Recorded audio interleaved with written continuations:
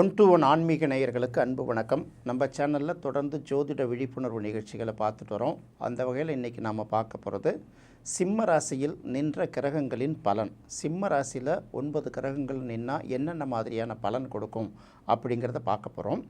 அதுக்கு முன்னாடி காலபுருஷ தத்துவப்படி சிம்ம ராசிக்கு உரிய சிறப்புகளை நம்ம பார்க்கணும். சிம்ம ராசி அப்படிங்கிறது பார்த்திங்கன்னா காலபுருஷனுக்கு 5ஆம் இடம். 5ஆம் இடம் வந்து என்னென்னத்தை குறிக்குது அப்படின்னு பார்த்திங்கன்னா, பொதுவாக நம்ம 5ஆம் இடம்னாலே முதல்ல புத்திரன் அப்படிங்கிறதான் எடுப்போம். குழந்தை செல்வங்களை குறிக்கிறது. அதுக்கு அடுத்தது பார்த்திங்கன்னா 5ஆம் இடம்ங்கிறது மனசு, காதலை குறிக்கிறது அதுதான். அதே போல் மனசுக்கு பிடித்த தொழில்கள் நாம் செய்கிறது, பொழுதுபோக்கு அம்சங்கள் மூலமாக வெற்றி அடைகிறது, இந்த மாதிரி பல விஷயங்கள் இருக்குது. முதல்ல நமக்கு இந்த கன்சீவ் ஆகிறதும்பாங்க, முதல்ல இந்த ஐடியா நமக்கு தோணும் இல்லையா, இது எல்லாமே உருவாகிற இடம் வந்து மனசு தானே, அது ஃபஸ்ட்டு.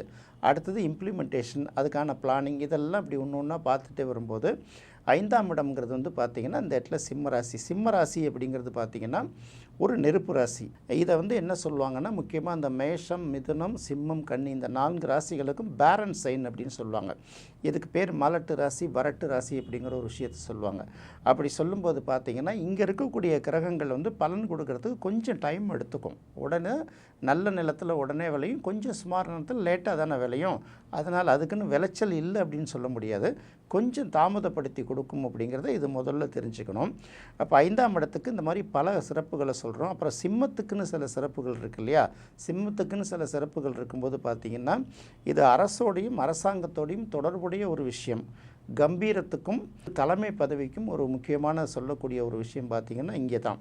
அடுத்தது பார்த்திங்கன்னா சிம்ம ராசிக்காரர்கள் பார்த்திங்கன்னா இவங்களுக்கு வந்து கலை நேர்த்தியை வந்து ரொம்ப முக்கியம். ஏன்னா 3ஆம் இடமும் சுக்கிரன், 10ஆம் இடமும் சுக்கிரன். அப்போ ஒரு இடத்துல வந்து அவங்க ஒரு வீடாக இருந்தாலும் சரி, ஒரு இதுவாக இருந்தாலும் சரி, ஒரு அலுவலகமாக இருந்தாலும் சரி, அவங்க பார்த்திங்கன்னா அதை வந்து கலை நேர்த்தியோடு ரொம்ப நீட்டாக வச்சுருப்பாங்க. அதுக்கு அடுத்தது வந்து சிங்கத்துக்கே உரிய அந்த பிடிவாத குணம் அப்படின்னு சொல்கிறாங்கள்ல, சிம்மத்துக்கு உரிய ஒரு பிடிவாத குணம் இருக்கும் அவங்களுக்கு. அதாவது அவங்க வந்து ஒரு விஷயத்தை எடுத்துட்டாங்கன்னா அதுதான் உண்மை அப்படின்னு சொல்லி பிடிச்சிட்டு இருப்பாங்க. சில நேரங்களில் தவறான விஷயங்கள் எடுத்து அவங்களுக்கே தெரியும் நம்ம செஞ்சது தவறுன்னு, இருந்தாலும் நாம் எடுத்துட்டோம்ல அதை விட்டு கொடுக்கக்கூடாதுப்பாங்கள்ல, அந்த மாதிரி ஒரு சில விஷயங்களை மட்டும் மாற்றிக்கிட்டாங்கன்னா அவர்களுக்கு வெற்றி நிச்சயம். அதே போல் வந்து போதை, புகழ் என்கிற போதைக்கு மயங்கக்கூடியவர்களாக இருப்பார்கள் அப்படிங்கிறத பார்க்கணும். ஏன்னா எப்போதுமே அரசர்களை சுற்றி 2 பேர் அப்பப்போ பட்டம் கொடுத்துக்கிட்டே இருக்கணும், பாராட்டிக்கிட்டே இருக்கணும் இல்லையா. அந்த மாதிரி பாராட்டுறவர்களும் பட்டம் கொடுத்தவர்களும் கூடவே இருந்தாங்கன்னா இவங்க உற்சாகமாக இருப்பாங்க. அடுத்தது உணவு அப்படிங்கும்போது அது வந்து அரச சபை. பொதுவாக வந்து நம்ம சபாயோகம்னு கூட ஒரு வீடியோவில் பார்த்தோம். சபாங்கிறதும் சபைங்கிறதும் குறிக்கக்கூடிய இடம். இந்த இடத்துல அரச சபையை குறிக்கக்கூடியது வந்து பார்த்திங்கன்னா சிம்மத்துக்கு ஒரு முக்கியமான பங்கு இருக்குது. இதுதான சிம்மாசனம். அப்போ சிம்மாசனத்தில் ஒரு மனிதனுக்கு உட்காரக்கூடிய யோகம் வரும்போது சிம்மம் கொடுக்கக்கூடிய யோகம். இதை எப்படி சொல்லுவாங்கன்னு பார்த்திங்கன்னா, சிம்மத்தில் வந்து கண்டிப்பாக ஒரு கிரகம் இருக்கணும் அப்படின்னு சொல்லுவாங்க. சிம்மத்தில் இருக்கணும், அதே போல் தனுசில் இருக்கணும். ஏன்னா சிம்மம்ங்கிறது வந்து ஆசைப்படுற வீடு, அது தனுசுங்கிறது போராடி யுத்தம் நடத்தி வெற்றி அடையக்கூடிய வீடு அப்படிம்பாங்க. அப்போ 5, 9 உள்ள காலபுருஷன்களுக்கு சரி இல்லாதவங்களாம் தோற்றுருவாங்களா அப்படிலாம் கிடையாது. இது வந்து ஒரு மேலோட்டமான ஒரு பார்வை. அடுத்தது சிம்மத்தை ஒரு வறண்ட ராசி அப்படின்னு சொல்கிறாங்க. அடுத்தது பார்த்திங்கன்னா அந்த இடத்துல வந்து எந்தெந்த கிரகங்கள் இருந்தால் என்னென்ன பலன் பார்க்குறதுக்கு முன்னாடி பொதுவாகவே வந்து சிம்ம ராசியில் 2க்கு மேற்பட்ட கிரகங்கள் இருந்தாலே இது ரொம்ப முக்கியமாக கவனிக்கணும். பொதுவாக சிம்ம ராசியில் 2க்கு மேற்பட்ட கிரகங்கள், எந்த இடத்துலையுமே வந்து 3 கிரகங்கள் இருக்கக்கூடாது அப்படிங்கிறோம்ல. பொதுவாக சிம்ம ராசியில் 1க்கு மேற்பட்ட கிரகங்கள் இருக்கிறதே சிறப்பு இல்லை. 2க்கு மேற்பட்ட கிரகங்கள் இருந்ததுன்னா பார்த்திங்கன்னா திருமணம் வந்து கடுமையாக பாதிக்கப்படுது, ரொம்ப சீக்கிரமாக திருமணம் ஆயிடுறதில்ல. அப்படியே திருமணம் ஆனால் கூட அந்த திருமண வாழ்க்கையில் 2 பேருக்கும் இணக்கமான உறவு இருக்கிறது இல்லை அப்படிங்கிறது மெயினாக பார்த்துக்கணும். இப்போ நம்ம என்ன பார்த்துக்கிறோம், சிம்மத்தில் 3 கிரகங்கள் இருந்தால் கூட கூடிய விரைவில் திருமணமாவது, தள்ளி போகுது, தாமதமாகுதுங்கிறத ஒரு விஷயத்தை தெரிஞ்சுக்கிறோம். மற்றவங்களெல்லாம் ஈஸியாக நடந்துருது அப்படின்னு கேட்குறாதீங்க, அதுவும் கஷ்டம்தான். ஆனால் இந்த இடத்துல இருக்கும்போது வந்து இது தேவையில்லாத அப்நார்மலாக சில விளைவுகளை ஏற்படுத்துறது. அப்போ சிம்மத்தில் 3 கிரகங்கள் இருக்கிறது வந்து ஒரு சிறப்பு அல்லங்கிறத முதல்ல தெரிஞ்சுக்கிட்டு அப்புறம் நம்ம ஒரு கிரகங்களாக பார்க்க போவோம். இப்போ பாருங்கள், சிம்மம் வீடு வந்து சிம்மாசன வீடு அப்படின்னு சொல்லிட்டோம் இல்லையா. சிம்மத்தில் சூரியன் இருந்தால் அப்படின்னு எடுப்போம். சிம்மத்துக்கு வந்து சூரியன் வந்து ஆட்சி பெற்றிருந்தால் தான் சிம்மத்தில் சூரியன் இருக்கும். அப்படி சிம்மத்தில் சூரியன் இருந்தால் அவர்களை பொறுத்த வரைக்கும் தன்னுடைய கம்பீரம் வந்து எந்த இடத்துலையும் கலைஞ்சிடக்கூடாதுங்கிறதுல ரொம்ப கவனமாக இருப்பாங்க. ரொம்ப சுயமரியாதை பார்க்குறவர்களாக இருப்பாங்க. அடுத்தது வந்து ஒரு வாக்கு கொடுத்துட்டோம்னா, ஒரு அரசன் வந்து வாக்கு கொடுக்குறது அப்படின்னு சொல்கிறாங்கல்ல. ஒரு அரசன் வந்து வாக்கு கொடுத்துட்டான்னா அவன் அதை நிறைவேற்றியே ஆகணும். நிறைவேற்றலைன்னா அவன் அரசனுங்கக்கூடிய தகுதியை இழந்துருவான். இப்போ நம்ம சொல்கிறோம்ல, ஒரு அசெம்பிளிக்கு போனோன்னா வந்து ஒரு பொறுப்பில் இருக்கிறவங்க பேசி தான் ஆகணும். நான் பேசவே மாட்டேன் அப்படின்னா அது அதனால குற்றம்னு சொல்ல முடியாது. ஆனால் அந்த போஸ்டிங்க்கு நம்ம தகுதியான நபர் இல்லை அப்படின்னு அர்த்தமாயிடுறோம்ல. அதுபோல் நம்ம எடுத்துக்கணும். அப்போ அந்த பொறுத்தவரையில் அவர்கள் வந்து கொடுத்த வாக்கத்தை வந்து கண்டிப்பாக காப்பாற்றணும். அதாவது அவங்க என்ன நிலைமையில் இருந்தாலும் ஒரு அரசனுக்குரிய அந்த ஒரு இதோட கம்பீரத்தோடு அவங்க இருப்பாங்க. இருக்கிற சபை சின்ன சபையா பெரிய சபையா இல்லை வந்து சாதாரண குடிசை வீடாங்கிறது கிடையாது. அவங்க ஒரு வார்த்தை சொன்னால் அதை காப்பாற்றணும்னு நினைக்கிறோம். அதே போல் சாதாரண உணவுகள் வந்து அவங்க ரொம்ப வந்து அக்செப்ட் பண்ண மாட்டாங்க. இவங்கள பொறுத்தவரையில் பார்த்திங்கன்னா அந்த இது இருக்கும். உணவுன்னா அது வந்து அரசன் உண்ற மாதிரியே தான் இருக்கணும். சாதாரண ஏழை குடும்பத்தில் பிறந்தா கூட ருசியான உணவாகவும் தரமான உணவாகவும் உண்ணணும். இவங்க எப்படி சாப்பிட்றாங்கங்கிறது ரொம்ப முக்கியம் இல்லை. யாருக்காவது இவங்க வந்து சாப்பாடு சாப்பிடவே ஒரு பார்ட்டிக்கு கூப்பிட்டு போனாங்கன்னா அதை பார்த்திங்கன்னா அவ்வளோ குவாலிட்டியாக அவங்க பண்ணுவாங்க. அதே போல் ஒருத்தவங்களுக்கு ஒரு பொருளை கொடுக்கணுன்னா நம்மக்கிட்ட உள்ளது உடஞ்சி போனது இடிஞ்சு போனது ரிஜெக்ட் ஆன பொருள் அப்படியெல்லாம் கொடுக்க மாட்டாங்க. இதுக்கு முன்னாடி யாரும் கொடுக்காத அளவுக்கு ஒரு பொருளாக நம்ம கொடுக்கணும். அதுக்கு அவ்வளோ ஒர்த்து இருக்குன்னு சொல்லிட்டு பார்த்து கொடுப்பாங்க. இப்படியெல்லாம் வந்து சிம்ம ராசியில் சூரியன் இருந்ததுன்னா அந்த மாதிரி தன்மைகள்லாம் அதிகமாக இருக்கும். சில பேருக்கு வந்து இந்த கண்களால் வந்து கொஞ்சம் பாதிப்பு அதிகமாக இருக்கும். கண் பார்வை சீக்கிரம் கண்ணாடி போடுறது அந்த மாதிரி சில விஷயங்கள் இருக்கும். மலை பிரதேசங்களில் ரொம்ப அதிகமாக இவங்க விரும்புகிறவர்களாக இருப்பாங்க. எப்போதுமே தான் இருக்கிற இடத்துல நம்ம எல்லாரை விடும் ஏதாவது ஒரு விஷயத்தில் ரொம்ப உயர்வாக இருக்கணும் அப்படிங்கிற ஒரு நிலையை வந்து தனக்குள்ளே உருவாக்கிக்கு அதை நோக்கி பயணிக்கிறவர்களாக இருப்பாங்க. அப்படிங்கிறத வந்து இது தெரிஞ்சுக்கணும். அடுத்து சிம்ம ராசியில் சந்திரன் இருந்தால் அவர்களும் கிட்டத்தட்ட பார்த்திங்கன்னா அந்த சிங்கத்துக்குரிய கேரக்டர் இருந்தால் கூட அதை தாண்டி வந்து கொஞ்சம் இரக்க சுபாவம் கொஞ்சம் அதிகமாக இருக்கும். இவர்களுக்கு வந்து பார்த்திங்கன்னா தன் வீட்டில் எப்பேற்பட்ட குழந்தைகள் இருந்தால் கூட பார்த்திங்கன்னா இந்த அடுத்தவங்க வீட்டு குழந்தைகள் மேலேயும் ரொம்ப ஆர்வமாக இருக்கும். தெருவில் 2 பிள்ளைங்க விளையாடிட்டு இருந்ததுன்னா ஓரமாக நின்று இந்த குழந்தைங்களை வேடிக்கை பார்த்துட்டு உட்காந்துருப்பாங்க. இந்த குழந்தைகளை வந்து இவங்க அதிகமாக நேசிப்பாங்க. அதே போல் பார்த்திங்கன்னா இவங்களோட சம்மந்தப்பட்டவர்கள் இவங்க குடும்பத்திலேயோ இவங்களுக்கு நெருக்கமான உறவுகள்லேயே பார்த்திங்கன்னா திருமணம் ஆகாதவர்கள் சில பேர் இருப்பாங்க. அதே போல் குழந்தை இல்லாதவர்களும் சில பேர் இருப்பாங்க. இவர்களுக்கு வந்து சிறு வயதில் எல்லாத்துலேயுமே ஆக்ரோஷமாக ஆர்வமாக இருந்தால் கூட பார்த்திங்கன்னா ஒரு குறிப்பிட்ட நாள் செல்ல பார்க்கும்போது இவங்களுக்கு வந்து பார்த்திங்கன்னா அந்த குடும்ப பற்று வந்து கொஞ்சம் கொஞ்சமாக குறைஞ்சி பெரிய ஆன்மீக துறவி மாதிரி ஆகிடுவாங்க. சின்ன வயசில் வந்து ஆசைகள்லாம் எந்த அளவுக்கு இருக்கோ அதெல்லாம் கொஞ்சம் கொஞ்சமாக வயசாக பார்த்திங்கன்னா ஆன்மீகத்தின் மேலே வந்து அவங்களுக்கு பற்று அதிகமாக போகும். அப்படிங்கிறது வந்து இது சின்ன சின்ன விஷயங்கள் தான் இது. அடுத்தது சிம்மத்தில் செவ்வாய் இருந்ததுன்னா எப்படி இருக்கும்? ஒரு அரசனுடைய வீட்டில் இருக்கக்கூடிய தளபதி ஒரு அரச சபையில் இருக்கக்கூடிய தளபதி எப்படி இருப்பார்? கிட்டத்தட்ட கம்பீரமாக தானே இருப்பார். இவர் இருக்கிற இடமே பார்த்திங்கன்னா இவர் இருக்கிறத வச்சு அந்த குடும்பமும் அந்த அமைப்பு அல்லது அவங்க அந்த ஒரு பணியாற்றக்கூடிய இடங்களாக இருந்தால் கூட இவர் இருந்தார்னா இவரை சுற்றி எல்லாருமே கம்பீரமாக இருப்பாங்க. நம்ம நிறைய பேர் பார்க்குறோம்ல, இவர் வந்தார்னா ஒரு டீமுக்கு லீடு எடுத்துனார்னா இவருங்க கஷ்ட நஷ்டங்கள்லாம் அவர் கட்டுப்பார். கரெக்டாக எங்களுக்கு தேவையானதெல்லாம் வாங்கி கொடுத்துருவார் சார்பாங்க. சில ஸ்டேஷனுக்கு சில இன்ஸ்பெக்டரை போடும்போது கூட அப்படி தான் இவர் வந்து எல்லாரையும் கவனிச்சுப்பார், நல்லாவும் பார்த்துக்குவார் அப்படிங்கிறாங்கல்ல. அப்போ கிட்டத்தட்ட இந்த தலைமை பண்பும் இருக்கும். அதே போல் வந்து எல்லாரையும் கட்டுப்படுத்தக்கூடிய கெப்பாசிட்டியும் இருக்கும், காப்பாற்றக்கூடிய கெப்பாசிட்டியும் இருக்கும்ல. செவ்வாய் இருக்கிறவங்க கிட்டத்தட்ட அப்படி தான் இருப்பாங்க. இவர்களுக்கு வந்து பார்த்திங்கன்னா மருத்துவத்தின் மீதான தாக்கம் வந்து நல்ல அதிகமாக இருக்கும். நிறைய பேர் பார்த்திங்கன்னா நல்ல மருத்துவர்களாக இருப்பதற்கும் கூட வாய்ப்பு அதிகமாக இருக்குது. மருத்துவம் சார்ந்த துறை, அதே மாதிரி வந்து காவல்துறை, இராணுவத்துறை இந்த மாதிரி விஷயங்களில் வந்து இவங்களுக்கு ரொம்ப ஆர்வம் அதிகமாக இருக்குங்கிறத நம்ம தெரிஞ்சுக்கலாம். அடுத்தது சிம்மத்தில் புதன் இருந்தால் பார்த்திங்கன்னா இவங்களுடைய நோக்கமே எப்போதும் எப்படி பார்த்திங்கன்னா எது செய்தாலும் அதில் எவ்வளோ பணம் வரும், என்ன லாபம் வரும் அப்படின்னு யோசிப்பாங்க.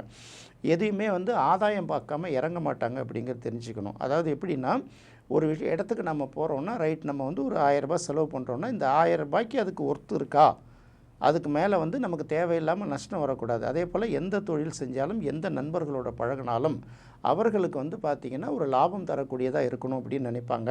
அப்போ எதை கையில் எடுத்தாலும் லாப நோக்கம் இல்லாத எந்த விஷயத்தையும் கையில் எடுக்க மாட்டாங்க.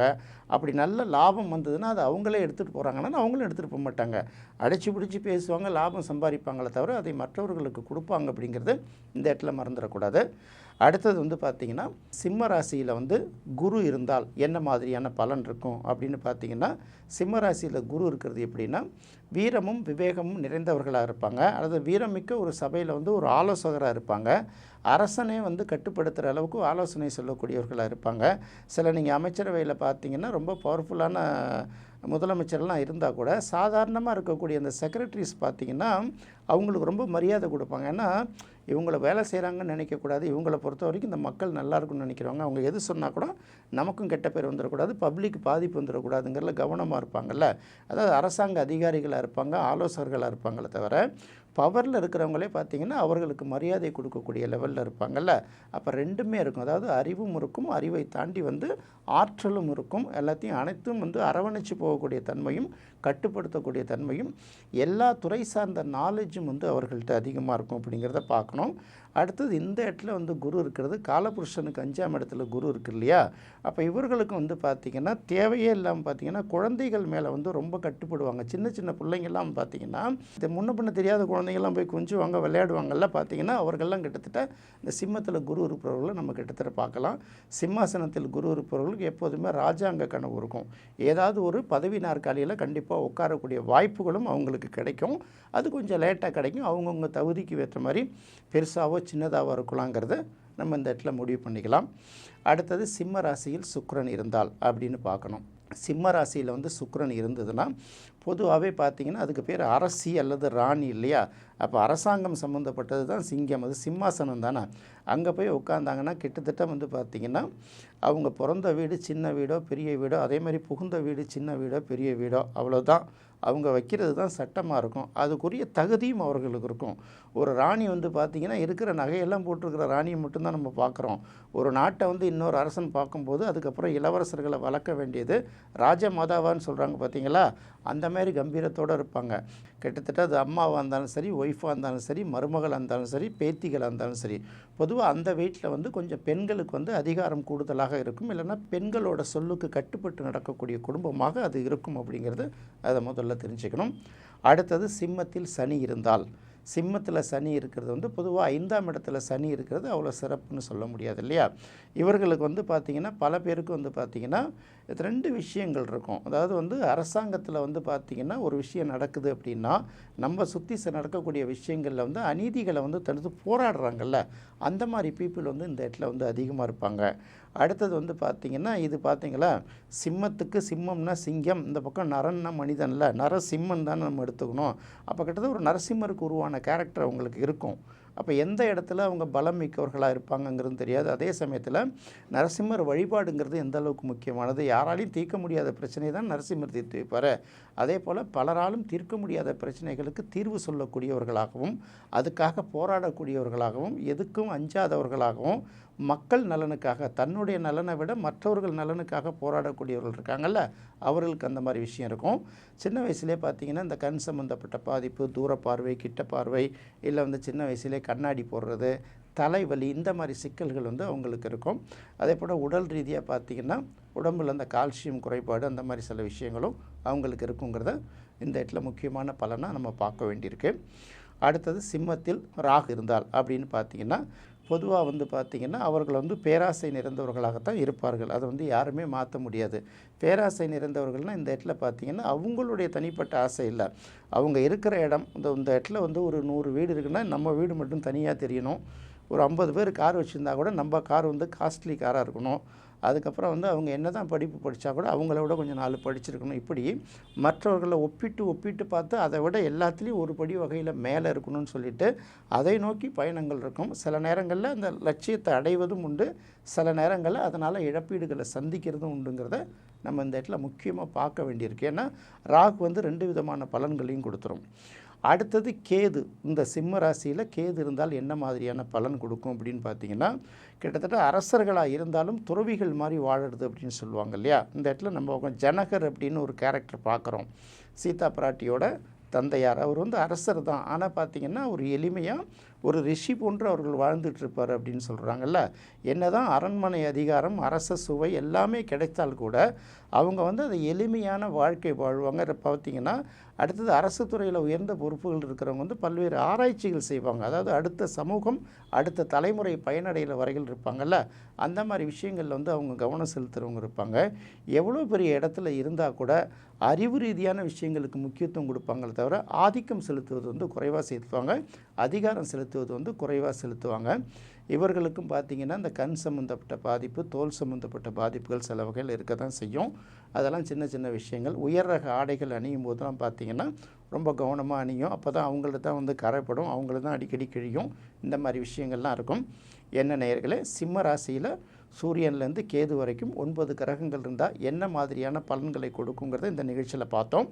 மீண்டும் மற்றொரு சுவையான நிகழ்ச்சியில் சந்திக்கலாம். நன்றி, வணக்கம்.